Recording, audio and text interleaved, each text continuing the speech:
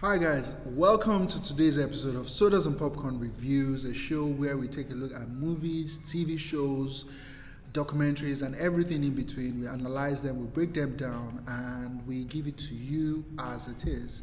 We tell you if it's worth watching or not. And on today's show, I have a tough job, a very tough job to do, to be honest. That's because the movie that I'm about to talk about, Merry Men, Another Mission. Hello, I'm talking to you. This is a pornography setting. I don't know that you're just supposed to hit a food you cannot share with your counterpart. We have each other now. Oh. Stop that nonsense. Guy, more. Guys. What happened? It's an amazing video.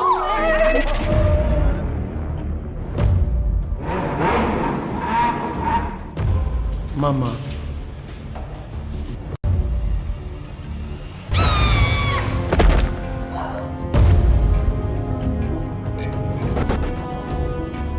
Hello?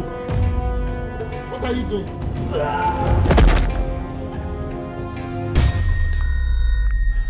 Before we continue, don't forget to subscribe to the channel and turn on your notification icon so that you don't get to miss a thing on this channel, right? Please do that before we continue. So, Merry Men, Another Mission, the Nigerian Fast and Furious franchise. Well, me, I don't have any problem with that though. My own problem is, how do you execute? If you know you want to do something, if you know you want to fry egg, put tomato, put pepper, put onion.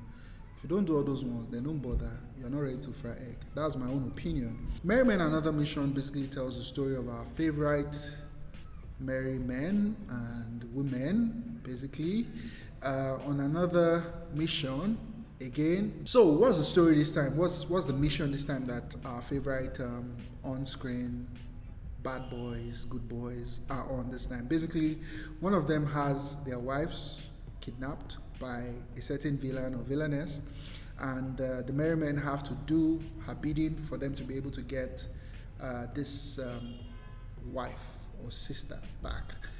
So that's basically the synopsis of this movie. So everything that unfolds in the story is basically supposed to be how they're supposed to get back this person who has been kidnapped and ensure that at the same time they save the country and they ensure that things don't go wrong and all that stuff basically.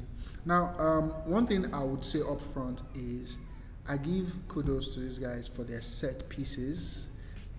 Set pieces in the sense that the fight scenes had some good stunts. There were some good stunts, jumping inside pool, breaking glass, breaking table, all those things, some fight scenes that you could see that, okay, some effort went into it.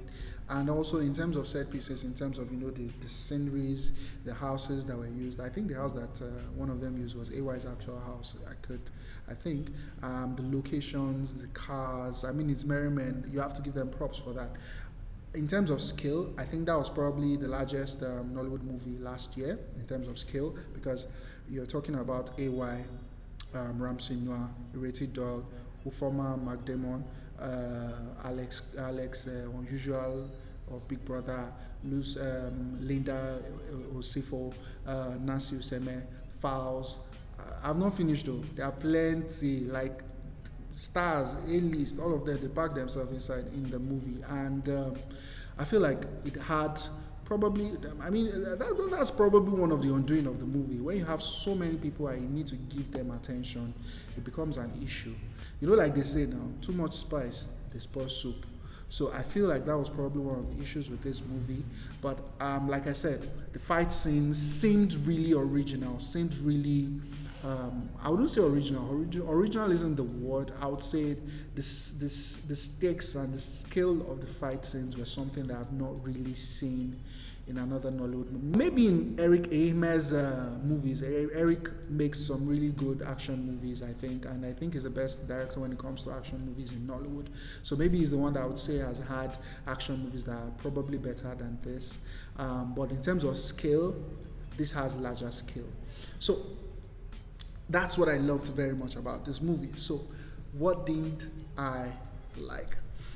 I feel like this movie was rushed. I felt like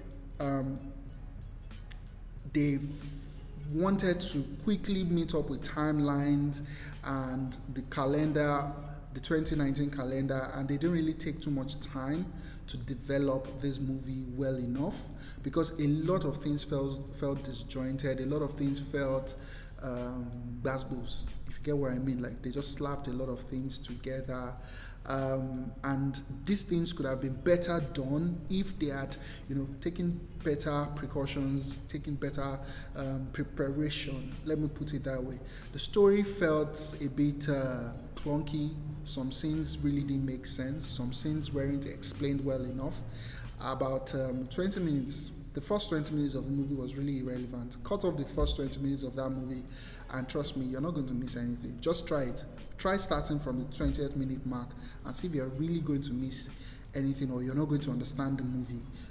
And you can tell me in the comment section if you do understand the movie. So I feel like the first 20 minutes wasn't really relevant in the movie and could have easily left.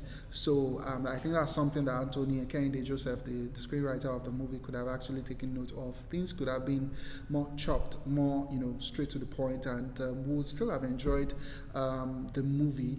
Like I said, they're trying to turn this into a franchise that is larger than life, which I'm very happy about. I think the next journey probably goes to China or something. I think AY's next film is going to be in partnership with the Chinese guys or something. So I don't know if it's 30 Days in China or Merry Men, a Chinese mission. Whichever one it is, the skills seem to be getting larger in terms of how they're grafting and crafting the Merry Men franchise. The editing also felt a bit here and there. Like I said, the shaky cam effects were very amateurish, to say the least. It could have been better executed, a lot better. I get the fact that shaky cam adds tension and all that, but if it's not done well, it then just looks like a bunch of amateurs that are trying to just showcase, oh, I have great gear, I have great toys to play with and things like that. And one could take a cue from Paul Greengrass's Bond franchise, the trilogy, in terms of how you can use shaky cam effect effectively. I think those movies really play a great role in people being able to see how shaky cam effects could be used. It was actually hurting my eyes at some point, I'll be quite honest. The dialogues felt a bit too cheesy. I kind of get what they were going for. It's Merry Men, it's supposed to be funny and all that. It's like you're watching a The Rock or a Dwayne Johnson movie. Don't expect anything too serious from it. It's just going to be cheesy stuff and all that. Or if you're watching a Kevin Hart movie, right? Don't expect anything too serious. I felt like they know their audience in that regard. Like, okay, the audience is in there for the glitz, the glamour, the razzmatazz, and all the flashy stuff and all that. But I feel like a lot more could have been done in terms of the dialogue. It felt too cheesy, too laid back. One of the most disappointing parts of the movie for me was scenes where you would see that certain people are in focus, right? You're trying to focus on certain people. Something is happening in the foreground, and you can still see in the background characters and people who are not in character. It felt really bad. Let me just put it that way. I felt like that could have really been edited better. Those scenes could have been cut out, because if I'm watching something and in the foreground I'm seeing somebody that is trying to be serious, they are torturing somebody in the foreground, and then in the background someone's facial expression and mannerisms and everything is out of character, I won't really take that movie seriously. And that's something that happened once, twice in this movie. AY could also do better in terms of his facial expressions and mannerisms and acting and range and emotions. Basically, he could do a lot better in those areas, and I think that's something that he should definitely look into. Alex looked out of place. She looks like they just dropped her in the movie or middle of the movie. You know what? Just do your thing. Don't worry. Just act. Action. What am I supposed to do? Act. Action. I don't know what to do. Just act. Action. Okay, you say I should act. Action. I will act. That's sort of how it felt to me. I felt like she was out of place in the movie a lot. She was in there obviously for the marketing props, right? Yeah, pack a lot of stars into it and just let them just freestyle and do their thing. I'm a fan of people freestyling and all that, but if you're going to do that, it should be well crafted. Costume design for the Merry Women, it seemed like the show was just about the Merry Men.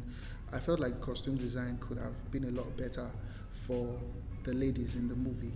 That said, Merry Men Another Mission was a mission that failed to take off, and could have been a lot better in terms of execution, in terms of the way in which the story was crafted in a lot of ways. And I feel it's a missed opportunity. This is a movie that could have done great things for us. I think it premiered in different regions and all that, and I don't know if people enjoyed it. I think a lot of people, when it came out then, they were really raving about it. I really feel like the rave and all that doesn't match the craftsmanship that went into the movie, and it could have been a lot better, and a lot of people that I respect very much were in this movie. I pray that they don't make the same mistake next time on this same Merry Men franchise. The franchise is something I actually want to succeed, because it looks like it could be exported and it looks like it could go places for the industry. But if not done right, it's just going to make us look like a laughing stock. Hey, see these guys, they're trying to copy Fast and Furious, and that's just what it's going to be like. And on that note, I would rate Merry Men Another Mission popcorn and water, basically, because it fails to really deliver. It has all it takes, all it needs to actually deliver a great story, but it fails to really deliver on that. And that's it for me. Till next time, I'm your host Muyiwa. I hope you enjoyed this. Let me know your thoughts. Have you seen the movie? Did you enjoy it? You didn't enjoy it? Whatever you feel your thoughts are, please let me know in the comment section below. Wait, don't go yet. Make sure you subscribe to the channel before you leave and turn on the notification icon so you don't get to miss a thing from us. Till next time, see ya.